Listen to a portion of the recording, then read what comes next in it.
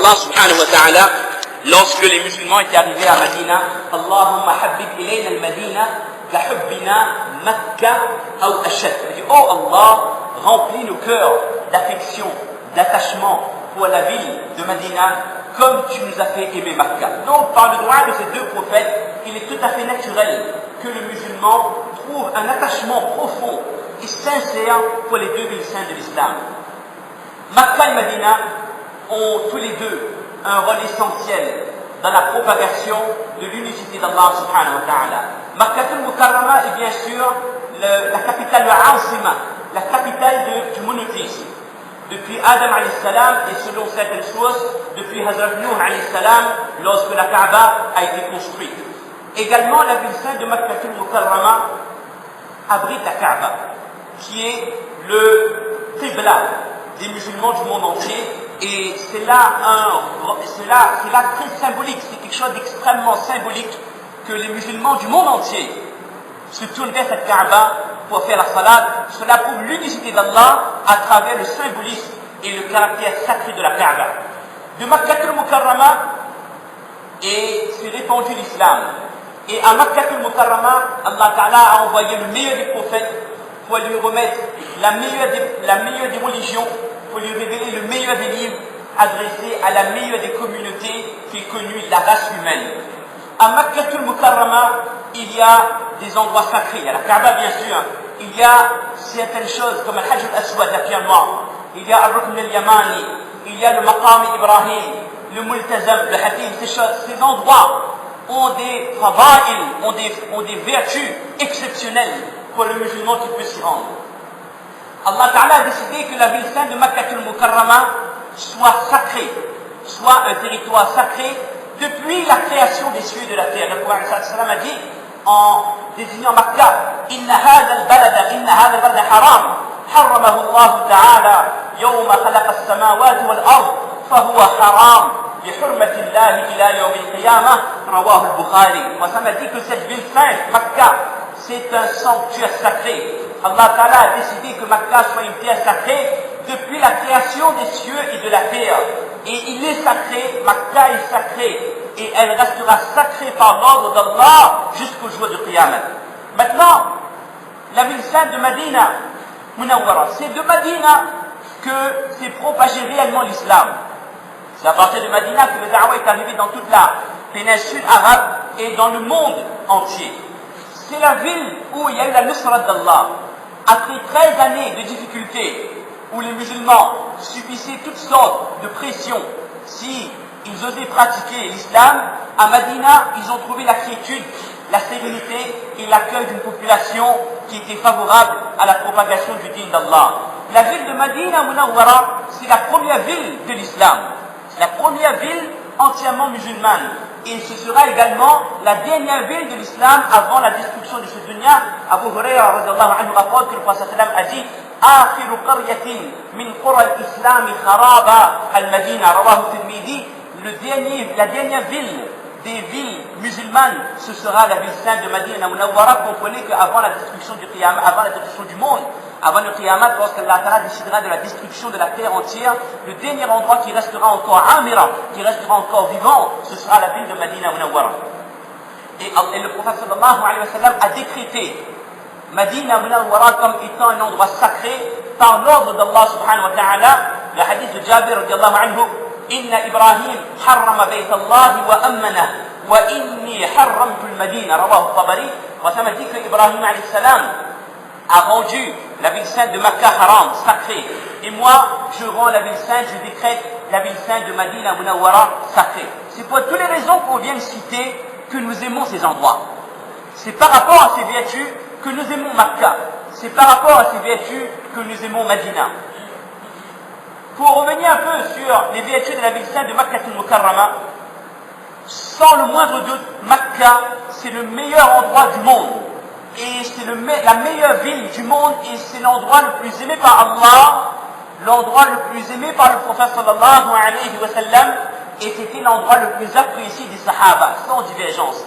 Dans un hadith d'Abdullah ibn Adi, le prophète alayhi wa sallam regardait Makkah sur sa monture et il disait Wallahi, je fais qasam innaka la khayru ardillah wa ahabbu ardillah.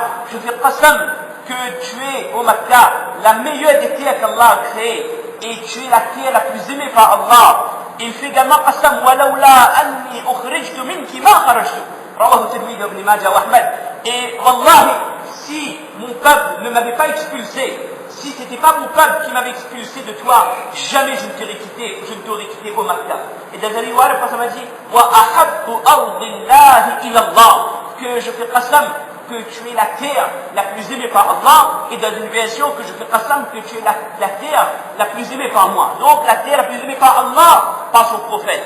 Et lorsque les Sahaba radiyallahu anhum ajma'in avaient fait le hijrat, ils étaient arrivés à Medina, les Sahaba étaient extrêmement attristés. Ils ne pouvaient pas se passer de Makkah, parce que lorsqu'une personne a vécu à Makkah, son cœur reste attaché à Makkah. On avait des amis qui étaient originaires de Makkah et qui habitaient avec nous à Medina.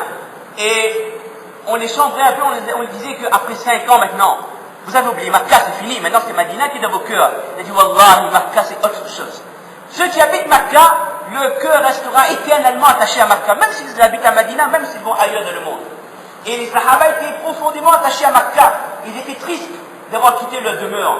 Et lorsque le prophète a vu l'attristement, comment les Sahaba étaient tristes, il a fait ce doigt, oh Allah, rends Makkah, rends Medina plus aimé par nous, renforce l'amour que nous avons pour Makkah, pour Medina, comme tu as mis l'amour pour Makkah dans le cœur.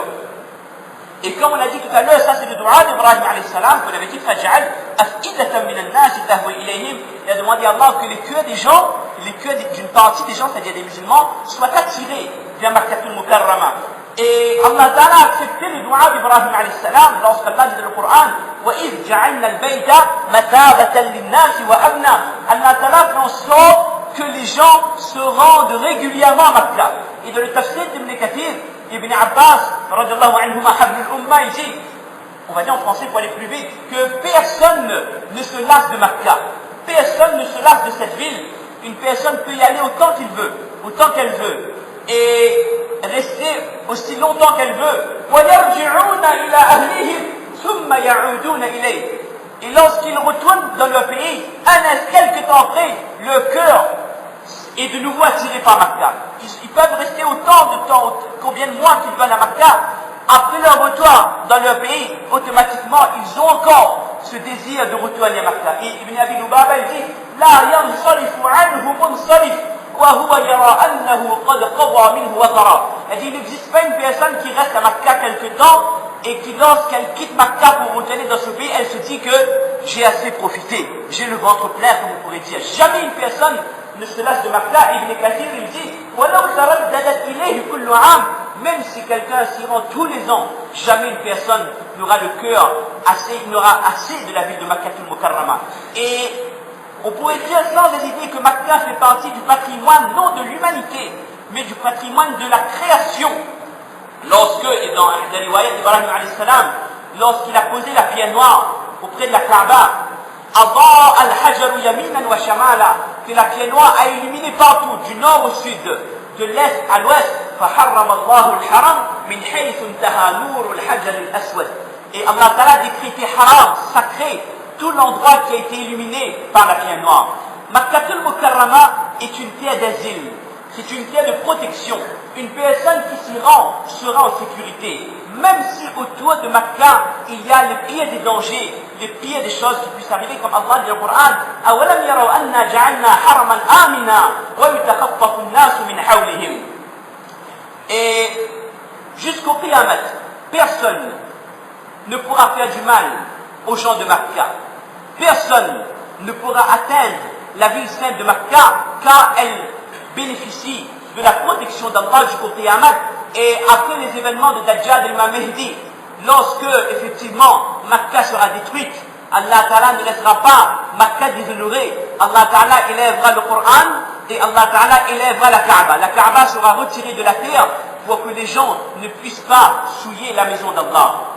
Et Allah dit dans le Coran, وَمَنْ دَخَلَهُ كَانَ آمِنًا. Celui qui rentre en sécurité. Ibn Abbas, on va être un peu plus rapide, Ibn Abbas il dit que même dans le Jahiliya, même à l'époque de l'ignorance, si une personne était accusée d'un meurtre Et si elle se réfugiait dans le haram de Makkah, même si les fils de la victime